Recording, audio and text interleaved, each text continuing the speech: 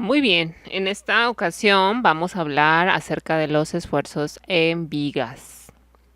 Este tipo de elementos mecánicos tan usuales y tan usados con frecuencia en las estructuras, ya sean máquinas, edificios, entre otros. Entonces, la vez pasada nosotros hablamos de cómo calcular fuerzas internas en las vigas, que básicamente, cuando están sometidas a cargas verticales, pues serían el cortante, la fuerza cortante interna y el momento flexionante. Una vez que ya sabemos calcular las fuerzas internas, podemos ahora calcular esfuerzos. Ok, introducción. En el capítulo 4 se discutió el hecho de que las cargas aplicadas exteriormente producen momentos internos resistentes y esfuerzos y fuerzas cortantes en las vigas. Exceptuando una breve discusión en la sección 4.2, no se mencionó nada acerca de las dimensiones, forma o material de la viga que soporta las cargas aplicadas. Estos factores están muy relacionados con la capacidad de soportar carga de la viga y con la naturaleza y distribución de sus esfuerzos internos. En este capítulo se explican las relaciones más importantes entre estos factores. Nuevamente, se pueden considerar dos tipos generales de problemas: análisis y diseño. La sección A explica el análisis de vigas. En el análisis se conocen las dimensiones de la viga y el problema consiste en determinar el máximo esfuerzo para una carga dada o la carga permisible para un esfuerzo permisible dado. En el diseño de las vigas se explica en la sección B. En problemas de diseño se conoce el claro de la viga, las condiciones de carga y los esfuerzos permisibles. Aquí el problema consiste en determinar las dimensiones necesarias de la sección transversal de la viga.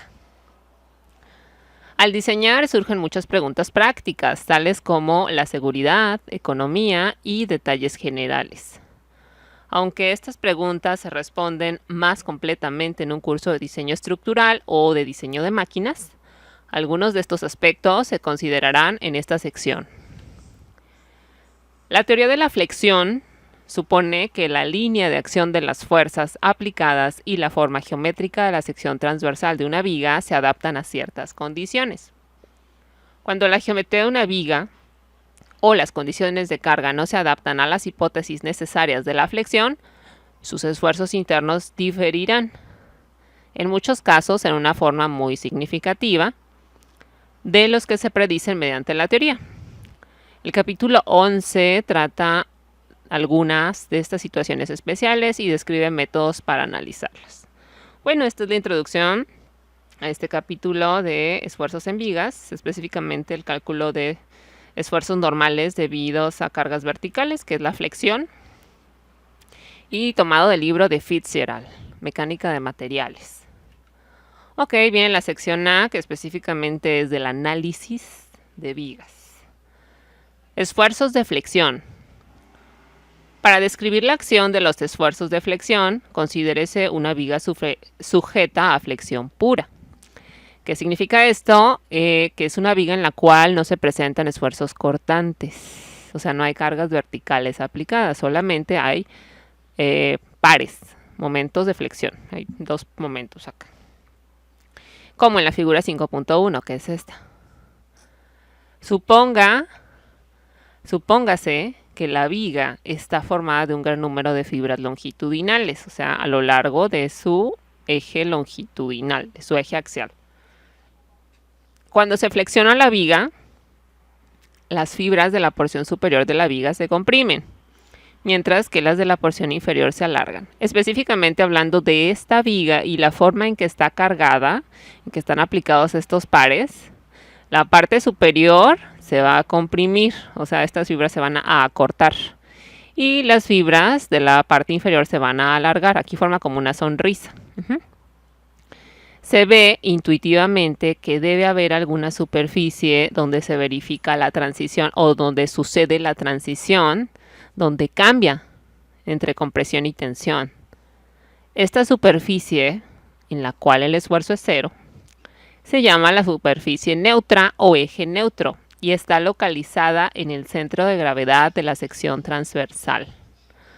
Ok, entonces, si las fibras de la parte superior de la viga se comprimen y las de la parte inferior se alargan, en la parte superior vamos a tener compresión, en la parte inferior vamos a tener tensión. En alguna parte dice va a cambiar, va a pasar de compresión a tensión o de tensión a compresión, viceversa. Esta fibra en la cual se sucede el cambio, en la cual sucede la transición, se llama el eje neutro y es un concepto muy importante que hay que tener en cuenta. Este eje neutro precisamente es donde sucede esa transición y los esfuerzos ahí son cero. Es el cero de los esfuerzos, o sea, pasas de positivos, que son tensión, a negativos, que son compresión. Entonces ahí, esa línea justamente es el eje neutro y siempre en el eje neutro los esfuerzos van a ser cero o nulos. Ok. La figura 5.1b es un diagrama de cuerpo libre de la porción izquierda de la viga y muestra la distribución de las fuerzas en las fibras de la viga. Precisamente de aquí, bueno, cortan, hacen pasar un plano, seccionan a la viga y se quedan con la parte izquierda de esa viga y bueno, hacen ahí internamente, muestran las fuerzas que se están presentando, fibras de la parte superior se están comprimiendo, aquí está la distribución del esfuerzo. Si nosotros integramos todo eso, pues vamos a obtener una fuerza de compresión, o sea, en el mismo sentido que el esfuerzo. Nada más que el esfuerzo es la fuerza de compresión distribuida entre el área. Y lo mismo para la parte inferior de la viga. Este sería el esfuerzo es lineal, es proporcional, como lo vamos viendo. O sea, desde el eje neutro, que es esta línea de esfuerzo cero, va aumentando a medida que se aleja del eje neutro y se acerca al límite de la sección transversal de la viga. Lo mismo para las fuerzas de compresión, o sea, parten del cero en el eje neutro y van aumentando a medida que se alejan del eje neutro. De tal suerte que el mayor esfuerzo de compresión que vamos a tener pues va a ser en la parte superior de la viga, específicamente en este caso donde se están aplicando estos momentos. Y también lo mismo para las fuerzas de tensión. El mayor esfuerzo de tensión lo vas a tener justamente en la parte inferior de la viga. Ok, dice las fuerzas resultantes de compresión y de tensión, que así se van a llamar C y T, C de compresión y T de tensión, son fuerzas, ojo ahí, son iguales en magnitud y forman el momento resistente interno de la viga. Esta se comprime, estas se alargan, esta es una fuerza de compresión, esta es una fuerza de tensión, entonces forman un par, fíjense, el par interno, ¿qué sentido va a tener? Sentido antihorario. Por la forma en que están aplicados los pares. No es que siempre vaya a ser sentido antihorario, depende de qué fuerzas estén aplicadas. La magnitud de los esfuerzos máximos de tensión y de compresión en la viga asociados con este momento pueden determinarse a partir de la fórmula de la flexión, que se deduce en la sección siguiente. Entonces, ¿para qué nos va a servir la fórmula de la flexión, que vamos a ver a continuación cómo se deduce? Pues para conocer, para saber los esfuerzos máximos de tensión y compresión que se están presentando en la viga cuando ésta está sometida a flexión, o sea, momentos de flexión. Para eso nos va a servir, que es el caso de las vigas en general. Ok, en la deducción y uso de la fórmula de la flexión se hacen ciertas suposiciones con respecto a la acción de la viga. En un trabajo de diseño normal, estas suposiciones se aproximan a la acción real de la viga. Si en casos relativamente raros de diseño elemental surgen situaciones donde estas suposiciones no son válidas, deben emplearse otros métodos de análisis. Esto es para lo más convencional. Las suposiciones que se hacen al usar la fórmula de la flexión son: 1. La viga inicialmente es recta y tiene una sección transversal constante y se conserva así esencialmente cuando está cargada. Las vigas realmente tienen ligeramente flexiones y torceduras que pueden ocurrir durante su fabricación y bueno, cuyo efecto se desprecia. Dice, sin embargo, el gancho de una grúa que tiene una gran curvatura no podría diseñarse mediante la fórmula de la flexión de este capítulo. Ahí tendríamos que emplear otro método, otras suposiciones. 2. Las cargas se aplican en tal forma que no se presenta torsión. Si las cargas se aplican excéntricamente, tiene lugar una combinación de flexión y torsión. El análisis de este tipo de carga está fuera del alcance de este libro, pero el capítulo 11 considera el tópico adicionalmente. O sea, si ya se está presentando torsión junto con la flexión, ahí bueno, esto escapa de esta parte que estamos analizando. Y se puede ver, bueno, a cargas excéntricas. 3. Todos los esfuerzos en la viga están por debajo del límite de proporcionalidad y por consiguiente se aplica la ley de Hooke.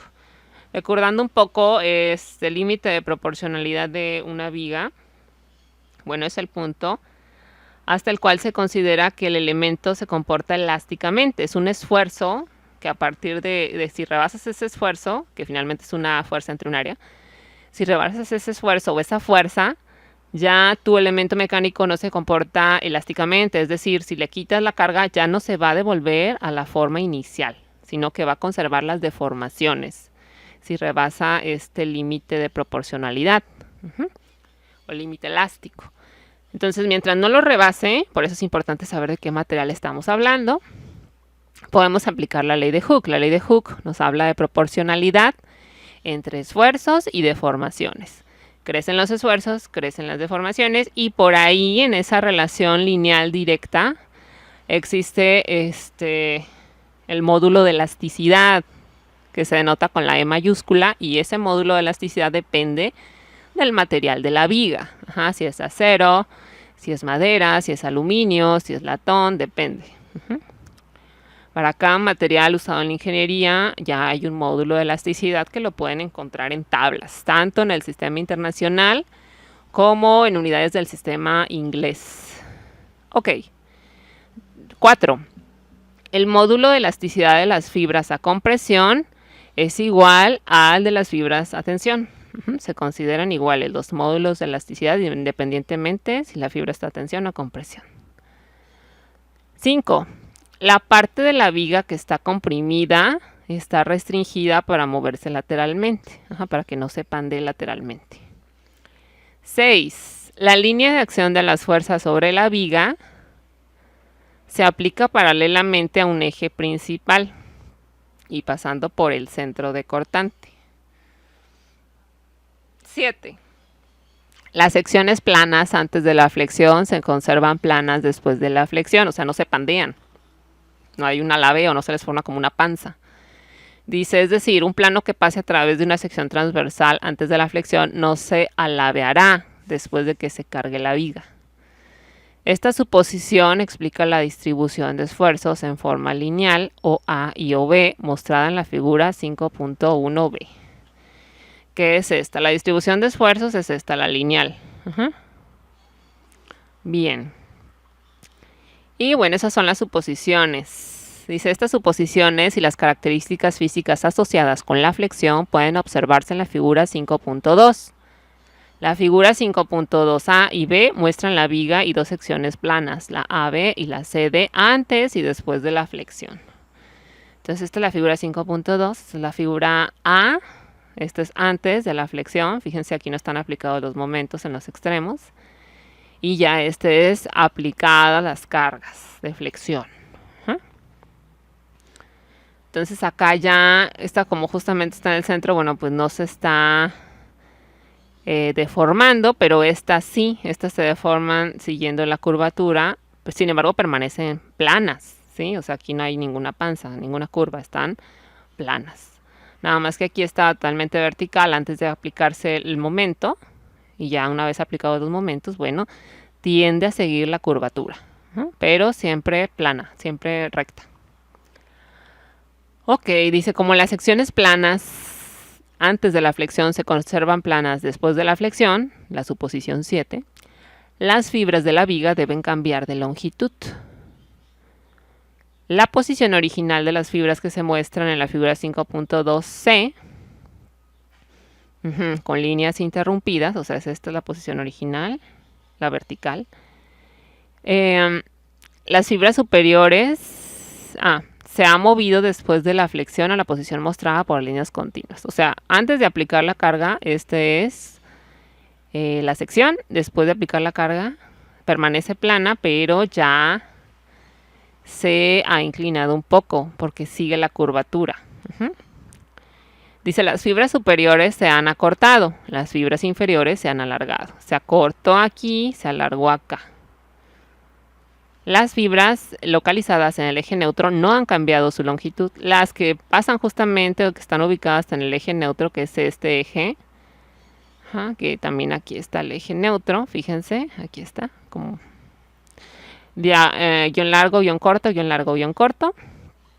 Por ahí van a tener esfuerzo cero y no se han deformado. Esfuerzo cero, deformación cero, van de la mano. La figura 5.2D es un diagrama de la distribución de la deformación en la sección transversal. Es esta. ¿Qué estamos hablando? Pues que las fibras que están en compresión en la parte superior se comprimen, hacia acá va la deformación, y las que están en la parte inferior se alargan. La deformación positiva es hacia la derecha.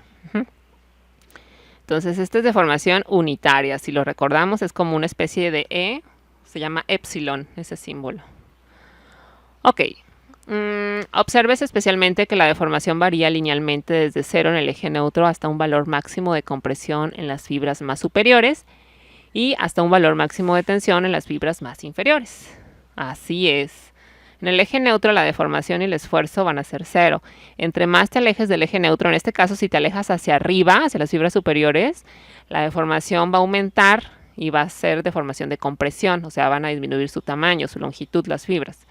Si te alejas hacia la parte inferior, en este caso, las fibras se van a alargar. Aquí se va a encontrar en la fibra más inferior, en la que está hasta abajo de la sección transversal, ahí vas a encontrar la mayor deformación, el mayor alargamiento o el mayor acortamiento si te vas hacia la parte superior.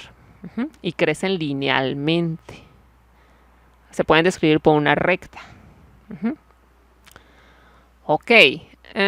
Como por la ley de Hooke, el esfuerzo es proporcional a la deformación, es decir, crece el esfuerzo, crece la deformación o disminuye uno y disminuye el otro. La distribución de esfuerzos de la figura 5.2e tiene la misma forma que la distribución de deformaciones, pero a una escala diferente. Por consiguiente, los esfuerzos en una viga varían también desde cero en el eje neutro hasta un máximo en las fibras extremas. Lo mismo pasa con los esfuerzos. Van a presentar también una distribución lineal, donde el menor esfuerzo se va a localizar siempre en el eje neutro y de ahí va a aumentar. Si te vas hacia las fibras superiores, pues vas a tener el esfuerzo de compresión máximo, en este caso, por cómo están aplicados los momentos, ojo. Y lo mismo, para este caso, si te vas a las fibras inferiores, hasta la fibra inferior que está en el borde de la viga, pues ahí vas a encontrar o se va a localizar el mayor esfuerzo de tensión. Recordemos, este sigma denota esfuerzos axiales, ya sea de tensión o de compresión. Y también acá se están presentando esfuerzos de tensión o de compresión, pero debidos a flexión. Los esfuerzos que vimos en la primera parte de la fuerza axial son precisamente esfuerzos normales debidos a cargas axiales. Y estos son esfuerzos normales debidos a flexión. Los dos son en la misma línea de acción, son normales, ¿sí? Nada más que unos se derivan de la acción directa de fuerzas de compresión o de tensión y estos se derivan de la acción de momentos aplicados en la viga. Se pueden sumar, en un momento dado se pueden sumar si se están presentando los dos, ¿sí? Pero eso se ve ya en esfuerzos combinados. Ahorita lo que estamos viendo es ver de uno por uno, donde se presente. En el capítulo 1 vimos esfuerzos normales debidos a carga axial. Luego vimos cortante, fuerzas cortantes, y luego vimos torsión y ahorita estamos viendo flexión. Estamos viendo de uno por uno, posteriormente se van a poder combinar estos tipos de cargas. Fórmula de la flexión. La fórmula de la flexión se deducirá esencialmente en la misma forma que la fórmula de la torsión. Primero establecemos la relación entre los esfuerzos en las fibras y el momento resistente interno, lo cual se puede hacer de la manera siguiente. Inciso A. Se analiza una fibra localizada a una distancia cualquiera y a partir del eje neutro. Se determina la fuerza ejercida en esta fibra debido a su esfuerzo y el momento de esta fuerza con respecto al eje neutro. Inciso B, se obtiene la suma de los momentos de todas las fibras con respecto al eje neutro. El resultado será el momento resistente interno. Si se fijan aquí, lo que debemos conocer sí o sí es dónde se localiza el eje neutro de nuestra sección transversal de nuestra viga. El eje neutro obedece a la geometría porque coincide con el centroide, en este caso de flexión pura. Y bueno, es lo primero que debemos de conocer, en dónde se localiza, porque es la referencia principal. Bien. 1. Considérese una sola fibra de área diferencial de área localizada a una distancia y del eje neutro, que es la figura 5.3. Dice, si el esfuerzo que actúa sobre esta fibra es sigma, el esfuerzo que actúa sobre la fibra extrema es sigma prima y la distancia desde el eje neutro a la fibra extrema es c. Entonces, por los triángulos semejantes de la figura 5.3e tenemos, hace referencia o hace alusión primero a que localizamos una fibra cualquiera, en este caso en la parte superior, que está localizada a una distancia y. Entonces dice que si esa fibra que está localizada a una distancia y tiene un esfuerzo sigma prima, la que esté localizada a una distancia c, que es medida a partir del eje neutro hasta la parte superior, en este caso, tendrá un esfuerzo sigma. Y deben de ser proporcionales porque esta línea que está acá mantiene la misma pendiente o la misma inclinación en toda su longitud. ¿Sí la ven? Está inclinada o tiene el mismo ángulo de inclinación. Entonces, por triángulos semejantes hacen proporciones. Sigma prima será a sigma como y es a c. Aquí hacen esa proporción. Sigma prima es a sigma como y es a c. ¿Sí? Aquí sigma es el esfuerzo máximo, c es la longitud desde el eje neutro hasta la parte superior de la viga. Sigma prima es el esfuerzo de una fibra localizada a una altura y a partir del eje neutro. De ahí despejan sigma prima. Entonces sigma prima va a ser igual a sigma, aquí está, por y, la pasan multiplicando y entre c. Ahí llevan esa parte. Luego 2. Conociendo el esfuerzo sobre esta fibra y su diferencial de área, que es el área de esa fibra, se determina la fuerza ejercida por esta fibra. Entonces, sabemos que sigma, el esfuerzo normal debido a carga axial, es la carga axial entre el área sobre la cual actúa. Entonces, dice que el diferencial de fuerza, aquí despejan, diferencial de fuerza va a ser igual a sigma prima entre el diferencial de área. Aquí despejan, pero como están hablando de una fibra, no de todo, no de toda la sección, pues hablan de diferenciales. Diferencial de fuerza que le toca a esa fibra es igual al esfuerzo, al sigma prima que le toca a esa fibra por el diferencial de área de esa fibra. Y aquí sustituyen, que dijimos que era sigma prima. Sigma prima es igual a sigma, o el esfuerzo máximo, por y entre c, que es la distancia desde el eje neutro hasta la parte superior. Entonces aquí ya sustituyen, en lugar de sigma prima, pues sustituyen por sigma, por y entre c y por el diferencial de área. Este lo dejan acá. Bien, tercer paso. El momento de esta fuerza, la fuerza que está actuando sobre esta fibra es diferencial de P, diferencial de fuerza. Con respecto al eje neutro es diferencial de momento es igual al diferencial de la fuerza que actúa en esa fibra por y. ¿Qué dijimos que era y? Pues la distancia en la cual se localizaba esa fibra, fíjense, por su brazo de palanca. O sea, este diferencial de fuerza que está cargando esta fibra se multiplica por el brazo de palanca con respecto al eje neutro para calcular el diferencial de momento de esa fibra. Es lo que están haciendo, una fuerza por una distancia, que es el momento. Como le están haciendo por una fibra, por eso usan diferenciales, Entonces aquí diferencial de P, que es, aquí ya lo habíamos obtenido, es sigma por y entre c por diferencial de área. Aquí lo sustituyen en estos paréntesis, es el diferencial de P, multiplicado por y, por la distancia a la cual se encuentra la fibra con respecto al eje neutro. Entonces ya haciendo esa sustitución, pues aquí te queda y por y, te queda y cuadrada, te queda sigma y te queda entre c.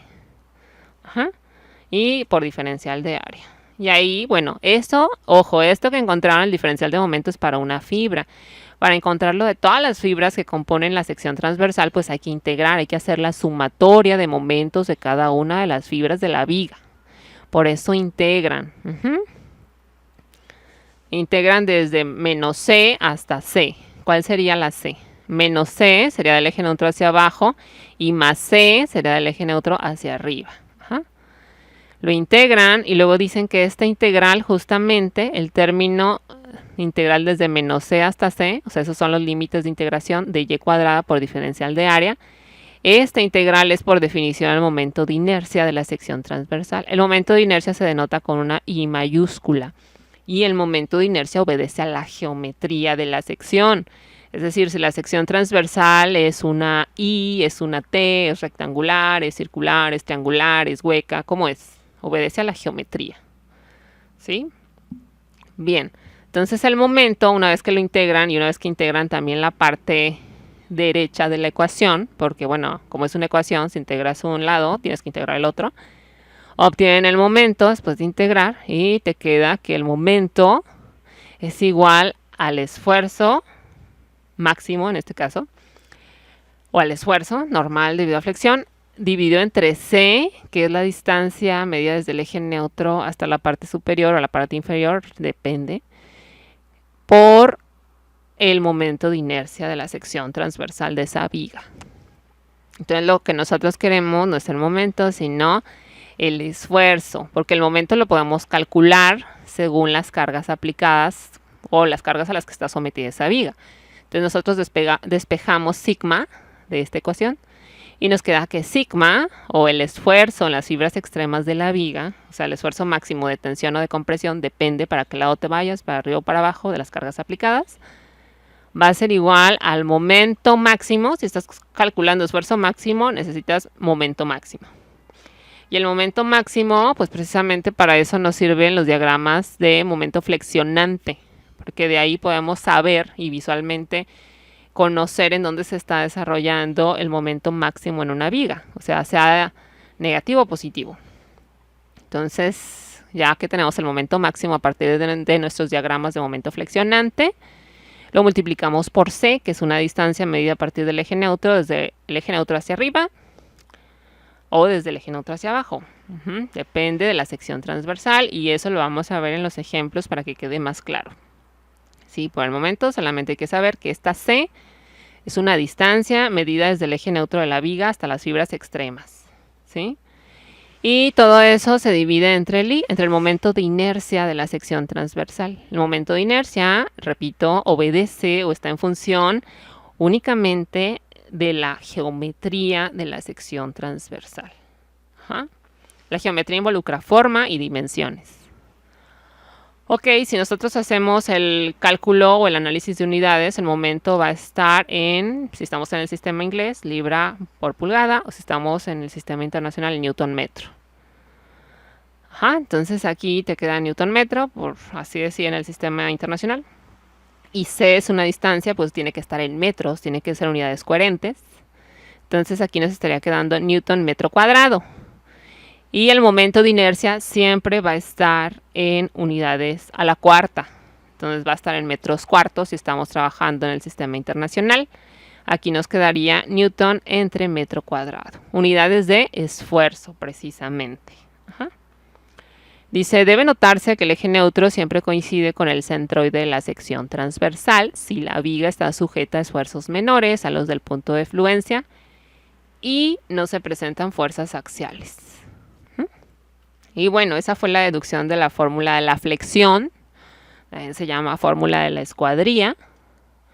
Y esta fórmula de la flexión o de la escuadría precisamente nos va a servir para calcular esfuerzos en vigas.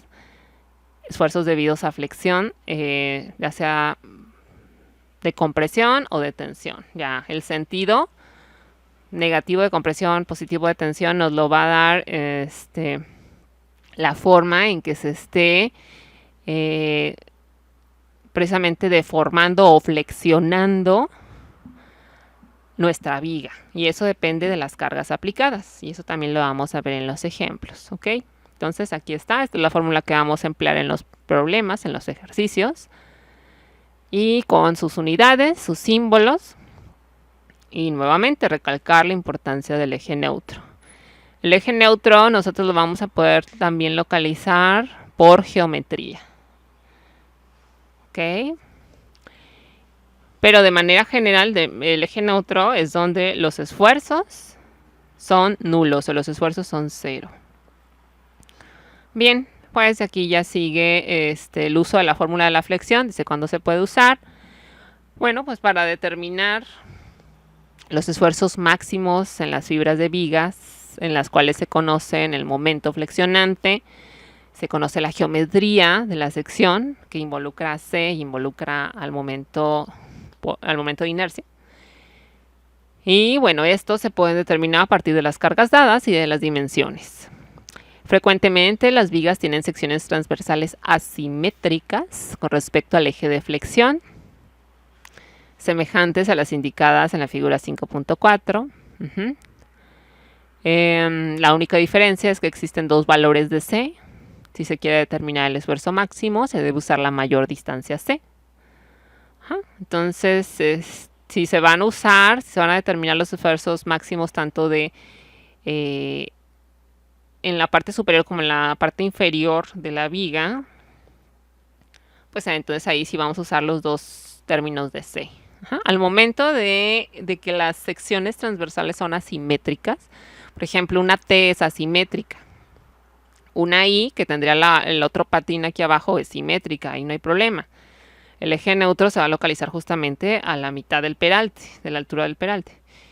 En el caso de las secciones asimétricas, ahí se mueve el eje neutro, se desplaza porque va en función de la geometría. Entonces vas a tener dos valores de C. Del eje neutro hacia arriba vas a tener una C, del eje neutro hacia abajo vas a tener otro valor de C, otra distancia. Lo mismo para una viga triangular, es asimétrica con respecto al eje de flexión, que sería el horizontal. Lo mismo una viga que contenga alguna oquedad o hueco, eso lo hace asimétrica. Lo mismo una viga compuesta, por ejemplo esta de acero, que es una I con una especie de canal en la parte superior, es asimétrica. Entonces ahí vamos a tener dos valores, una del esfuerzo máximo de compresión y una del esfuerzo máximo de tensión. Obviamente vamos a tomar C1 y C2 dependiendo de cuál sea las fibras a tensión y cuál es las fibras a compresión, que dependen de las cargas aplicadas. Dice, como el eje neutro siempre está en el centroide de la sección transversal, el primer cálculo consiste en localizar este eje para determinar las dos distancias. El procedimiento para calcular centroides y momentos de inercia, bueno, se presenta en el apéndice A y se ilustra en el ejemplo 5.4. Entonces, de entrada, lo primero que tenemos que hacer es calcular el momento de inercia de la sección y calcular el centroide de la sección, que en este caso va a coincidir con el eje neutro. Bueno, esto ya lo voy a empezar a mostrar en los ejemplos. Aquí tenemos un par de ejemplos que vamos a desarrollar y en el que vamos a hacer, bueno, todo el procedimiento. Ok, pues hasta aquí parte de la teoría que hace referencia a los esfuerzos de flexión, que no son otra cosa más que esfuerzos normales, pero debido a momentos flexionantes. Ok.